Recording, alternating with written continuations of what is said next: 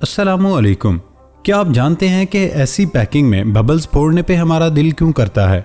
और क्या आप एक ऐसे शख्स के बारे में जानना चाहेंगे जो 24 मिनट तक पानी में सांस रोक सकता है? क्या आप जानते हैं कि एरोप्लेन में पेट्रोल इस्तेमाल होता है या डीजल? और क्या आप जानना चाहेंगे कि ऐसे समंदर के बारे में जिसमें कोई भी शख्स डूब ही नहीं सकता? ऐसे ही कुछ अमेजिंग और धुआंधार फैक्ट्स को जानने के लिए वीडियो में आखिर तक मेरे साथ रहिएगा। मैं हूं हम्माद सादिक और आप देख रहे हैं रियलिटी फैक्ट्स। तो आगाज करते हैं आज के इंटरेस्टिंग फैक्ट्स का। फैक्ट नंबर 1, क्या आप जानते हैं कि पैकिंग में बबल्स होते हैं? उसे फोड़ने पे हमारा दिल क्यों करता है? इसे फोड़ने में इतना मजा क्यों आता है? इसके पीछे सिंपल साइन ये है कि बबल जब आप फोड़ते हैं तब आपके दिमाग में डोपामिन केमिकल रिलीज होता है। अगर आप 60 सेकंड्स तक इसको फोड़ते रहेंगे तब आपको मजा आने लगता है। इंसान के अंदर इसको फोड़ने का मजा इसलिए आता है क्योंकि उससे एनर्जी रिलीज होती है। आप ट्राई करना बबल्स को 60 सेकंड तक फोड़ते रहना। आप शुरुआत करोगे टेस्टिंग के पर्पज से कि मजा आ रहा है या नहीं, या मजे का लेवल बढ़ रहा है या नहीं, बहुत अच्छा फील हो रहा है या नहीं। लेकिन आपको वक्त के साथ साथ मजा आने लगेगा और एकदम एडिक्टिव फील होने लगेगा। दिल करेगा इसको फोड़ते रहें। साइंस ने ये कहा है कि बबल्स को जब आप फोड़ते हैं तो आपके जिस्म का जो बॉडी मसल्स टेंशन होता है वो रिलीज होता है। पुराने जमाने में इंसान इंसेक्ट्स को मारते थे जो उनके लिए अनवांटेड होते थे। वही आदत इंसान में आज तक रह गई। पहले के जमाने में बहुत से इंसान छोटे छोटे इंसेक्ट्स को अपने नाखून पर रखकर मारते थे, उनको मजा आता था। यही चीज हमारे आबाओ अजदाद से हम में रह गई। तो बॉडी के एवोल्यूशनरी और साइंटिफिकली स्पीकिंग ये लगती है कि हम लोग किसी कीड़े को मार रहे हैं जो कि हमारे लिए अनवांटेड है। आपको याद है स्पिनर को जोर से घुमाने से बॉडी से एनर्जी रिलीज होती है। उसकी नेचर होती है कि उसे स्ट्रेस को रिलीज करने में बहुत मजा आता है, रिलैक्स होने में मजा आता है, चाहे एक्सरसाइज करके चाहे मसाज करके। सब में केमिकल एक ही इन्वॉल्व होता है। साइंटिफिकली स्पीकिंग डोपामिन जो कि हर प्लेयर चीज़ों में इन्वॉल्व होता है। तो यही वजह है कि आपको फोड़ने में मजा आता है क्योंकि वो ब्रेन में मजे वाला केमिकल रिलीज करता है। वीडियो पसंद आए तो लाइक और शेयर करना मत भूले। दोस्तों, नए आने वाले दोस्तों से गुजारिश है कि वो हमारे चैनल को सब्सक्राइब कर ले और ऐसी ही इंटरेस्टिंग वीडियो से लुत्फ अंदोज होते रहें। फैक्ट नंबर 2, क्रोशिया से ताल्लुक रखने वाले एक गोताखोर ने पानी में सांस रोककर रखने का अपना ही रिकॉर्ड तोड़ दिया। सबूता नामी गोताखोर ने पानी में 24 मिनट 33 सेकंड तक सांस रोक रखा।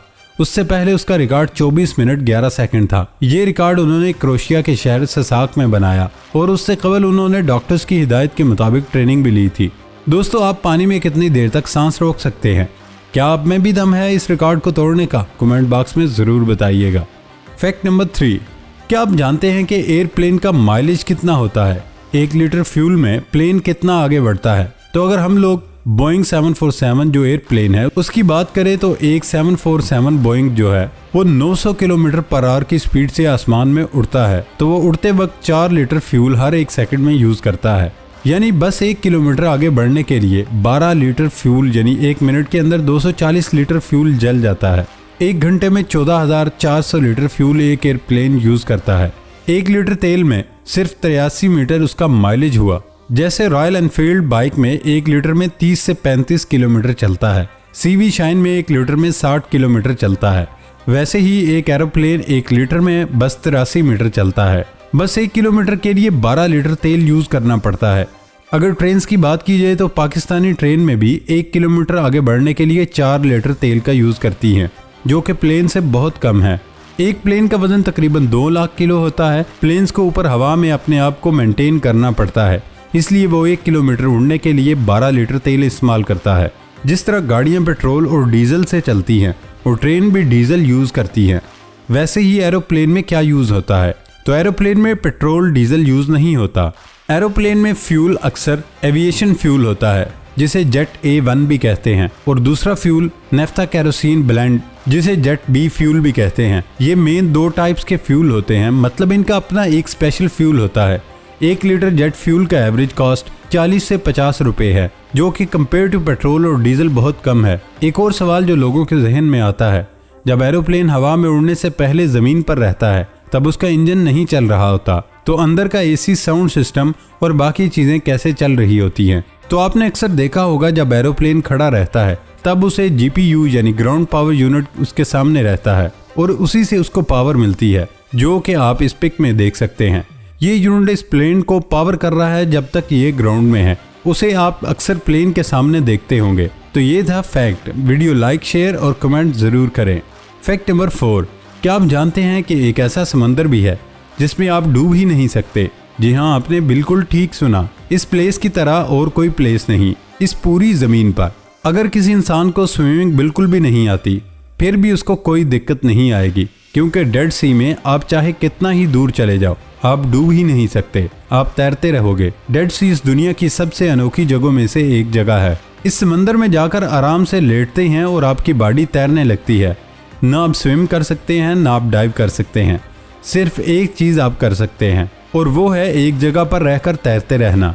डेड सी में दरअसल इतना नमक है कि आप सोच भी नहीं सकते। इसके पानी में बहुत बड़ी तादाद में साल्ट है। पानी में तकरीबन 34% नमक मिला हुआ है।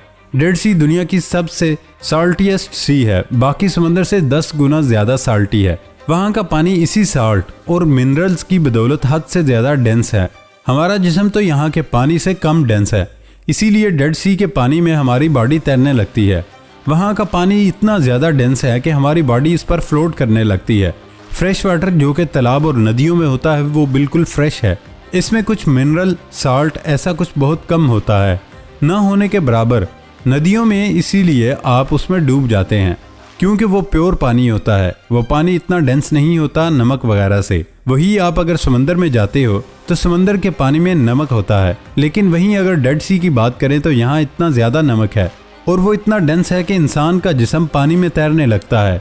इसके बारे में एक और फैक्ट ये है, इसे कहते तो हैं डेड सी, मरा हुआ समंदर, लेकिन ये कोई समंदर है ही नहीं, ये एक लेक है। ये नॉर्मल सा वाटर बॉडी है जिसको आप मैप के ऊपर से देख सकते हैं लैंड के बीचों बीच। एक और फैक्ट है कि इस जगह पर कोई लाइफ नहीं है, ना कोई मछली ना कोई और समुद्री जानवर, क्योंकि अगर कोई मछली होगी तो वो ऊपर आ जाएगी। तो क्या मछली हवा में सांस लेगी? इस जगह का पानी इतना ज्यादा साल्टी है कि इंसान का ब्रेन कंफ्यूज हो जाता है कि ये साल्टी है या बेटर है। ये दुनिया की सबसे अमेजिंग प्लेसेस में से एक है। फैक्ट नंबर 5, क्या आप जानते हैं कि इस दुनिया का सबसे बड़ा सांप कौन सा है, जिसके सामने एनाकोंडा भी कुछ नहीं? एनाकोंडा सांप भी उस सांप के सामने एक बेबी लगता है। ये है टाइटेनोबोआ। एक वक्त था जब टाइटेनोबोआ राज करता था और ये जमीन का राजा हुआ करता था। टाइटेनोबोआ स्नेक आज से 58 मिलियन साल पहले एग्जिस्ट करता था और 10 लाख साल तक ये ज़मीन का सबसे बड़ा स्नेक रहा। इसकी लंबाई 13 मीटर यानी 43 फीट हुआ करती थी और इसका वेट 1 टन यानी 1000 किलो हुआ करता था। ये टाइटेनोबोआ स्नेक एक ही बार अपना मुंह खोलकर एक क्रोकोडाइल को निगल जाता था और ज़मीन हो या पानी सब में सारे रेप्टाइल्स को खा जाया करता था। एक बार में पूरा सांप अपने आप को इस क्रोकोडाइल के चारों तरफ बांधेगा, फिर क्रोकोडाइल के ब्रेन में ब्लड फ्लो को रोक देगा, फिर जाहिर है क्रोकोडाइल मर जाएगा। साइंसदानों का ये मानना है कि ये टाइटेनोबोआ पहले जो जाइंट टर्टल हुआ करते थे जो पानी में तैरते थे उन्हें एक बार में खा जाया करते थे। अभी के ज़माने की बात करें तो कोलंबिया में पहली बार इस सांप की हड्डी पाई गई और इंस्पेक्शन से ये पता चला ये सांप एक दिन में 40 किलोग्राम फूड खाता था, 20 किलोग्राम ज़मीन से और 20 किलोग्राम पानी से। अगर ये सांप आज भी हमारी ज़मीन पर होता तो ये सारे जानवरों को खाकर और रिप्रोड्यूस करके स्नेक्स का पूरा राज खड़ा कर देता। आज के वक्त में ग्रीन एनाकोंडा सबसे बड़ा और भारी स्नेक होता है जो 227 किलोग्राम के आसपास होता है और ये green anaconda deer, fish, turtle, birds, sheep, dog को खा जाते हैं। 1000 किलो का ये टाइटेनोबोआ आज तक का ज़मीन पर पाए जाने वाले स्नेक्स का बाप भी है। फैक्ट नंबर 6, बरतानवी मलका एलिजाबेथ के शोहर और David of Edinburgh prince Philip की वजह शोहरत शाही खानदान से वाबस्तगी ही नहीं थी, बल्कि प्रिंस फिलिप उड़न तश्तरियों और खलाई मखलूक की मौजूदगी पर बहुत ज़्यादा यकीन रखते थे। खलाई मखलूक और उड़न तश्तरी में प्रिंस फिलिप की दिलचस्पी का अंदाज़ा इस बात से लगाया जा सकता है उसने अपने साबिक असिस्टेंट पीटर हार्सले को रॉयल एयरफोर्स से यूएफओज पर शाया होने वाली रिपोर्ट्स को जमा करने की खुली छूट दे रखी थी। प्रिंस फिलिप की उड़न तश्तरियों में दिलचस्पी अपने अंकल लॉर्ड माउंटबेटन की वजह से थी, जो खुद भी इस पर बेतहाशा यकीन रखते थे। दोस्तों, ये थी हमारी आज की इंटरेस्टिंग वीडियो। नई वीडियो आने तक इजाज़त दें। अल्लाह हाफिज़।